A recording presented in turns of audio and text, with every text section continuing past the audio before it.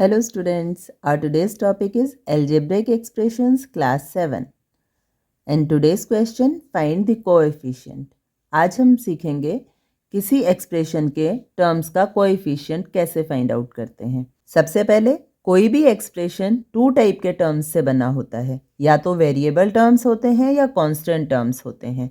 Variable terms वो terms होते हैं जिनमें नंबर के साथ वेरिएबल्स भी होते हैं और कांस्टेंट टर्म में ओनली नंबर होते हैं, वेरिएबल्स नहीं होते हैं, जैसे एक्स वाई जेड। अब यहाँ हमारे पास जो एक्सप्रेशन दिया हुआ है उसमें 4 टर्म्स हैं। फर्स्ट टर्म है 3x² y। यहाँ एक्स स्क्वायर वाई जो है वेरिएबल्स हैं, इसलिए इस टर्म को हम बोलेंगे variable term. Second -7xy² z। यहाँ भी xyz है, इसलिए ये भी वेरिएबल टर्म है। Next 4/3xyz। यहाँ भी वेरिएबल्स है, इसलिए थर्ड टर्म भी वेरिएबल टर्म है। फोर्थ टर्म है -9। यहाँ 9 के साथ कोई वेरिएबल नहीं दिया हुआ है, इट मीन्स ये टर्म है कांस्टेंट टर्म। जो कांस्टेंट टर्म होता है उसका न्यूमेरिकल कोएफिशिएंट नहीं लिखा जाता है। फर्स्ट टर्म है जहाँ वेरिएबल्स है x² y और उनको मल्टीप्लाई किया हुआ है 3 से, इट मीन्स फर्स्ट टर्म का न्यूमेरिकल कोएफिशिएंट होगा 3। इसी तरह सेकेंड टर्म में xy² वेरिएबल्स हैं और न्यूमेरिकल कोएफिशिएंट होगा -7। थर्ड टर्म xyz वेरिएबल्स हैं, तो यहाँ न्यूमेरिकल कोएफिशिएंट होगा +4/3। ये तो थे न्यूमेरिकल कोएफिशिएंट। अब अगर हमें पर्टिकुलर कोई वेरिएबल दिया है और उसका कोएफिशिएंट पूछा है, तो सबसे पहले हम टर्म्स को आइडेंटिफाई करेंगे और फिर हमें जो वेरिएबल के कोएफिशिएंट फाइंड आउट करने हैं, हम सबसे पहले ये देखेंगे कि कौन कौन से टर्म में वो वेरिएबल है। जैसे अगर हमें x² का कोएफिशिएंट फाइंड आउट करना है, तो सबसे पहले यहाँ हम इन चारों टर्म्स में से जिन जिन टर्म्स में हमें x² दिया है उन टर्म्स को आइडेंटिफाई करेंगे।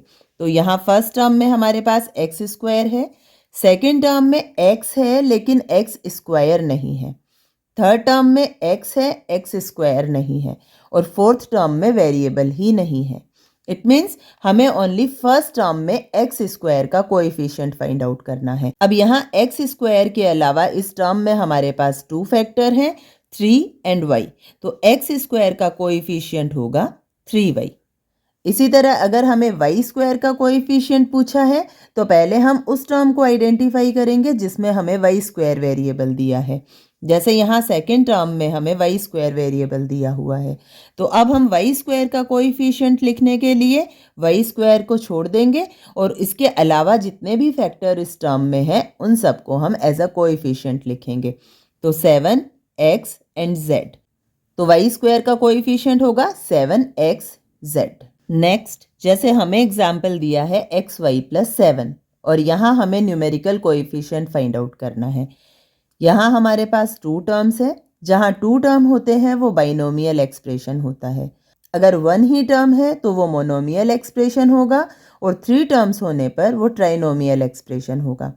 उससे ज़्यादा टर्म होने पर, जैसे यहाँ हमारे पास 4 टर्म्स थे, तो हम इसे पॉलिनोमियल एक्सप्रेशन बोलते हैं। अब इस एग्जाम्पल में हमारे पास एक वेरिएबल टर्म है और एक कांस्टेंट टर्म है। न्यूमेरिकल कोएफिशिएंट हम ओनली वेरिएबल टर्म का ही लिखते हैं, इसलिए हम ओनली फर्स्ट टर्म जो कि xy है इसका न्यूमेरिकल कोएफिशिएंट लिखेंगे, लेकिन xy के साथ हमें कोई नंबर नहीं दिया हुआ है। जब हमें कोई नंबर नहीं दिया हुआ होता है तो अगर हम उसे 1 से मल्टीप्लाई करते हैं तो उसकी वैल्यू में कोई चेंज नहीं आता। इट मीन्स xy का न्यूमेरिकल कोएफिशिएंट होगा 1। और या फिर अगर हमें पूछा जाए कि x का कोएफिशिएंट क्या होगा, तो सेकेंड टर्म में x नहीं है, इसलिए हम सेकेंड टर्म में कोएफिशिएंट नहीं लिखेंगे। फर्स्ट टर्म में x है, तो x के साथ और जितने भी फैक्टर्स का यूज़ हुआ है वो सब x के कोएफिशिएंट होते हैं। तो अगेन हम x को ड्रॉप करेंगे और x का कोएफिशिएंट होगा ओनली y।